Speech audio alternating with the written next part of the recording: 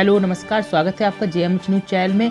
कुछ खबरें आंगनबाड़ियों के लिए वो आ रही हैं, वो हम आपको बता देते हैं। वैसे तो हम खबर आपको सुबह 7 और शाम को 7 बजे प्रोवाइड कराते हैं, लेकिन अभी कुछ खबरें आ रही हैं तो इसी कारण से हम आपको ये जानकारी प्रोवाइड करा रहे हैं।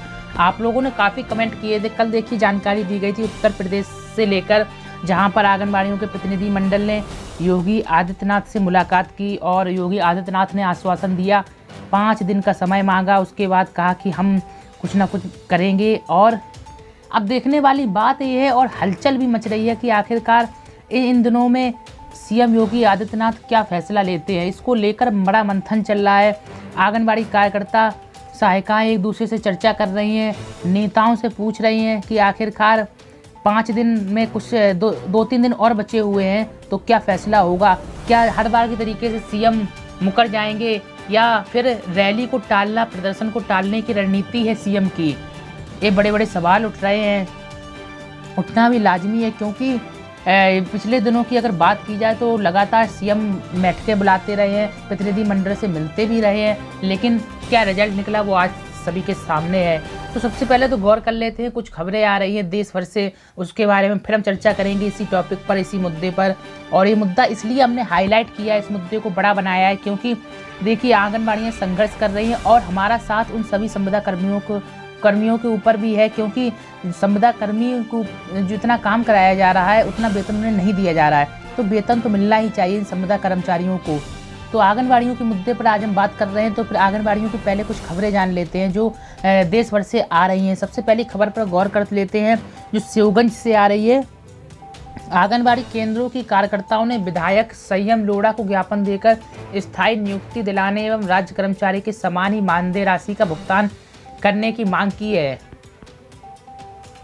उन्होंने बताया है कि नगर पालिका क्षेत्र में करीब 15 वर्षों से आंगनबाड़ी केंद्र चलाकर लगातार सेवाएं दे रही हैं, लेकिन यहाँ की जो राज्य सरकार है अभी तक स्थायी नियुक्ति नहीं दे रही है और राज्य कर्मचारियों को समान मानदेय भी। ऐसे में मानदेय की राशि से घर चलाना मुश्किल हो रहा है। देखिए खबर देश में किसी भी कोने से हो, आंगनबाड़ी कार्यकर्ता से जुड़ी हो, हर जगह प्रदर्शन हो रहे हैं और एक ही मांग है, मानदेय बहुत ही कम है, मानदेय बढ़ाया जाए, राज्य कर्मचारी का दर्जा दिया जाए, यही मांग है। आंगनबाड़ी केंद्र चला रही 15 वर्षों से, ये कहा है आंगनबाड़ी कार्यकर्ताओं ने। उत्तर प्रदेश की बात हो, मध्य प्रदेश की, बिहार की या अन्य किसी भी राज्य की बात हो, सभी जगह आंगनबाड़ियां मांग कर रहे हैं कि मानदेय बढ़ाया जाना चाहिए, बिल्कुल बढ़ाया जाना चाहिए। आंगनबाड़ियों का मानदेय, न्यूनतम मानदेय तो दिया ही जाना चाहिए। 10,000 रुपये होता है, इतना तो कम से कम मिलना ही चाहिए ताकि भरण पोषण अच्छे से आंगनबाड़ी कर सके। अब चलिए दूसरी खबर पर इसी आंगनबाड़ी से रिलेटेड गौर कर लेते हैं। एक खबर आ रही है स्वार से। भारत स्वच्छता मिशन के तहत फीडबैक फाउंडेशन चैरिटेबल टीम ने पालिका सभागार में सभासदों व आंगनबाड़ी कार्यकर्ताओं की कार्यशाला में गीला व सूखा कचरा प्रबंध के बारे में जानकारी दी।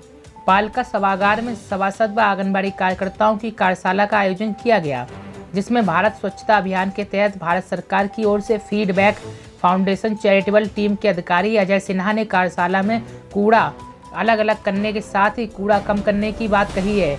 गीले कूड़े से खाद बनाने और सूखे कूड़े को पुनः चक्रीकरण द्वारा खत्म करके वातावरण को स्वच्छ बनाने की अपील की है। अधिशासी अधिकारी वंदना शर्मा ने कहा है कि कूड़े को कमाई का जरिया भी बनाया जा सकता है। उन्होंने सभासद व आंगनबाड़ी कार्यकर्ताओं को घर घर पहुंचकर नगर को स्वच्छ बनाने के साथ ही कूड़ा कम करने की अपील की है और इस मौके पर कई लोग मौजूद रहे। देखिए स्वच्छता अभियान जैसा प्रमुख मुद्दा है जहां पर इस कार्य में भी आंगनबाड़ी कार्यकर्ताओं को लगाया गया है। वहीं जो अस्पताल के काम है वो तो आंगनबाड़ी कार्यकर्ता देख ही रही हैं और स्कूल का काम भी आंगनबाड़ियों के ही जिम्मे में है। तो ऐसे में सरकार इतना ज़्यादा काम लेने के बावजूद भी आंगनबाड़ी कार्यकर्ताओं के प्रति नरम रवैया नहीं अपनाती है, समय पर मानदेय नहीं देती है, मानदेय बढ़ाती नहीं है, प्रदर्शन पर लाठियाँ चला देती है। एक उम्मीद है लोकसभा 2019 का चुनाव। ऐसे में आंगनबाड़ियों की अगर अन्य राज्यों की तुलना की जाए तो उत्तर प्रदेश में बहुत ही बुरी स्थिति है और उत्तर प्रदेश का मुद्दा हम गंभीरता से लिए हुए हैं। पहले हम कुछ और खबरें जान लेते हैं आंगनबाड़ियों से रिलेटेड, फिर इस मुद्दे पर हम गंभीरता से बात करेंगे।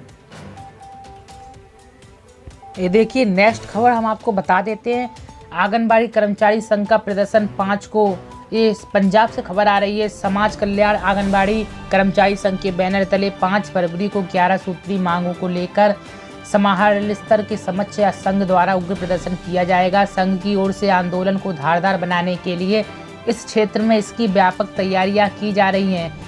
यह जानकारी अध्यक्ष बीरमा कुमारी ने दी है। उन्होंने कहा है कि बेंगाबाद प्रखंड से लगभग 300 की संख्या में सेविका सहायिका पोषण सखी कार्यक्रम में भाग लेंगे। सेविका इस बात का भी ध्यान रखें, आंगनबाड़ी सेंटर के सफल संचालन के पश्चात ही आंदोलन को धरातल पर उतारा जाएगा। उन्होंने कहा है कि मांग पूरी नहीं होने तक संघ का आंदोलन निरंतर जारी रहेगा। अब यहाँ पर गौर करने वाली बात यह है कि जो यहाँ की अध्यक्ष उन्होंने एक बात कही है, देखिए आंगनबाड़ी सेंटर के सफल संचालन, यानी आंगनबाड़ी सेंटर जो बंद करने का ऐलान करते हैं धरना प्रदर्शन के दौरान, बंद नहीं किया जाएगा, संचालन तो होता ही रहेगा, साथ ही प्रदर्शन भी किया जाएगा, उग्र प्रदर्शन किया जाएगा और लगातार किया जाएगा जब तक मांग पूरी नहीं हो जाती है। जिस तरीके से इसलिए हमने आपको इस टॉपिक पर गौर कराया है क्योंकि जिस तरीके से आंगनबाड़ी कार्यकर्ता प्रदर्शन करने चली जाती हैं तो उनका मानदेय काट दिया जाता है और पहले ही एक लेटर जारी कर दिया जाता है। जो भी आंगनबाड़ी कार्यकर्ता प्रदर्शन करने जा रही है, केंद्र को बंद रखती हैं, तो उनका मानदेय काटना या फिर उन्हें सेवा से हटाना की कार्रवाई भी की जा सकती है। लेकिन इसके बावजूद भी आंगनबाड़ियाँ अपने मांगों को मनवाने के लिए प्रदर्शन करने जाती हैं और इसके बाद शासन द्वारा कई आंगनबाड़ी कार्यकर्ताओं का वेतन भी काटा गया है और सबसे गंभीर मुद्दा यहाँ पर है, उनका वेतन आज तक बहाल नहीं किया गया है। कई प्रतिनिधि मंडल मिले आंगनबाड़ी कर्मचारियों के, सीएम से मिले, निदेशक से मिले, उत्तर प्रदेश की यहाँ बात कर रहा हूँ, निदेशक से भी मिले। उन्होंने कहा भी है कि हम जो आंगनबाड़ियों का वेतन कटा है उसको बहाल दे दिया जाएगा जो वेतन कटा है। लेकिन ऐसा क्या हुआ है, आप लोग हमें कमेंट करके बताइएगा। अगर आपका वेतन आ गया है जो कटा हुआ तो बताइएगा, क्योंकि आप ही लोग काफ़ी कमेंट करते हैं, एक आध कमेंट नहीं है, कम से कम सैकड़ों कमेंट आप लोग करते हैं कि आपका वेतन नहीं आया है और देश के विभिन्न कोनों से कमेंट आते हैं कि आपका वेतन कट गया है। तो आप लोग हमें बताइएगा कहाँ से वेतन जो कटा था आया है या नहीं आया है। कहीं तो 2-2, 3-3 माह का भी वेतन काट लिया गया है लेकिन अभी तक उसको रिफंड नहीं किया गया है। बड़ा गंभीर मुद्दा है। तो आंगनबाड़ियाँ प्रदर्शन तो करने जाती हैं लेकिन वेतन काट लिया जाता है। इसी डर के कारण से अधिकांश आंगनबाड़ियाँ भीड़ नहीं जुटा पाती और प्रदर्शन करने नहीं जा पाती। असली सच्चाई तो यही है। वहीं कुछ आंगनबाड़ियों का कहना है कि वह केंद्र संचालन करेगी, प्रदर्शन में उन्हें भाग नहीं लेना है, क्योंकि नेता जब मानदेय कट जाता है तो मानदेय बहाल नहीं करवा पाते हैं, दिलवा नहीं पाते हैं। इस कारण से उन्हें प्रदर्शन में भाग नहीं लेना है। तो आंगनबाड़ियों की देखिए एकजुटता, हम लगातार कहते रहे हैं कि एकजुटता नहीं होगी तब तक कोई भी धरना, कोई भी आंदोलन सफल नहीं होगा। और वहीं कुछ आंगनबाड़ियाँ ऐसी है जो डरी हुई है, उनका कहना है कि वेतन कट सकता है, वेतन रुक सकता है या फिर कार्रवाई हो सकती है, बड़ी कार्रवाई हो सकती है। इसी कारण से वो धरना प्रदर्शन में नहीं जा रही हैं, सेंटर को बंद नहीं कर रही हैं, इसी भय के कारण से। तो इसी वजह से आंगनबाड़ियों की संख्या प्रदर्शन में लगातार जितनी होनी चाहिए थी उतनी नहीं हो पाती है। अब सीएम से क्या उम्मीद लगाई जाए, देखने वाली बात होगी। अगर 5 दिन के बाद सीएम ने अगर अच्छा फैसला आंगनबाड़ियों के लिए नहीं किया तो निश्चित तौर पर कहा जा सकता है कि उत्तर प्रदेश की योगी सरकार से कोई उम्मीद न रखी जाए। और आप लोगों के भी कमेंट आ रहे हैं, हज़ारों कमेंट आते हैं, उसको मैं पढ़ता हूँ और आपके कमेंट आते हैं कि योगी सरकार को हटाओ, और आप लोग काफ़ी योगी विरोधी कमेंट, मोदी विरोधी कमेंट कर रहे हैं। निश्चित तौर पर कहा जा सकता है कि आंगनबाड़ी कर्मचारी काफ़ी नाराज़ हैं, उनके परिवार के लोग काफ़ी नाराज़ हैं। तो आप लोग कमेंट करिएगा और सुझाव दीजिएगा। आंगनबाड़ियों का बस इतना ही कहना है कि आप हमसे जो वादा किया तो वह वादा निभा दें। जिस तरीके से हमने आपको कल खबर बताई हुई थी, जो संविदा कर्मचारियों का संयुक्त मोर्चा बन गया, जिसमें सभी शिक्षा मित्र, प्रेरक, आशा बहुएं और आंगनबाड़ी कार्यकर्ता सहित अन्य जो संविदा पर काम कर रहे हैं सभी कर्मचारी एक हो गए हैं। उनकी मांग है कि उन्हें राज्य कर्मचारी का दर्जा दिया जाना चाहिए। सरकार क्या रणनीति बनाती है, क्या खेल करती है, क्या काम करती है, देखने वाली बात होगी। क्योंकि उन्होंने कहा है कि 17 लाख की संख्या है उन लोगों की, और अगर मांगे पूरी ना हुई तो पेंटिंग से प्रत्याशी, जो भाजपा का प्रत्याशी होगा, उसके खिलाफ प्रदर्शन किया जाएगा। और जो भी बताया है उन्होंने कि उसके बारे में उसके खिलाफ, यानी भाजपा प्रत्याशी के खिलाफ में लिखा जाएगा पोस्टर और बैनरों पर। तो एक बड़ा ऐलान है। लेकिन योगी आदित्यनाथ की सरकार अब क्या करती है, सुनिश्चित तौर पर कहा जा सकता है कि बजट से उम्मीदें ज़्यादा हैं। तो उम्मीद सभी लोग लगाए हुए हैं, हम भी लगाए हुए हैं और नज़र बनाए हुए हैं कि बजट जब पेश किया जाएगा तो क्या ऐलान होंगे, क्या बजट में खास किया जाने वाला है। क्योंकि उत्तर प्रदेश से 80 लोकसभा की सीटें जाती हैं और लोकसभा की सबसे ज़्यादा सीटें यहाँ पर हैं, तो निश्चित तौर पर यहाँ से सबसे ज़्यादा सांसद की डिमांड रहती है और हर पार्टी चाहती है कि सबसे ज़्यादा सांसद उत्तर प्रदेश से जीते, ताकि जो कंट्रीब्यूशन है वह उनका बढ़ सके।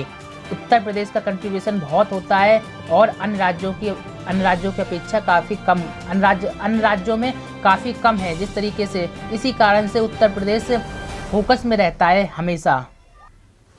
तो मिलते हैं आपसे फिर नई अपडेट में, नई खबर के साथ। सुझाव है तो कमेंट करिएगा। पहली बार आए हैं तो चैनल को सब्सक्राइब करने के साथ बेल को दबाइएगा, घंटे को जरूर दबा लीजिए ताकि आपको हर एक अपडेट मिलती रहे। इस खबर को शेयर करिए ज़्यादा से ज़्यादा सभी आंगनबाड़ी कार्यकर्ता और सहायिकाओं में जो डर रही हैं, प्रदर्शन में नहीं जाती हैं या फिर जिन्हें जानकारी नहीं हो पाती है, तो उन तक सभी तक जानकारी पहुँच सके। आप लोगों का काम है ज़्यादा से ज़्यादा शेयर करना और इसी के साथ लाइक भी कर दीजिए, ज़्यादा से ज़्यादा लाइक कर दीजिए। 2,000 लाइक तो कम से कम कर ही दीजिए आप लोग, ताकि एकजुटता आप लोगों की प्रदर्शित हो सके। मिलते हैं नई अपडेट के साथ। नमस्कार।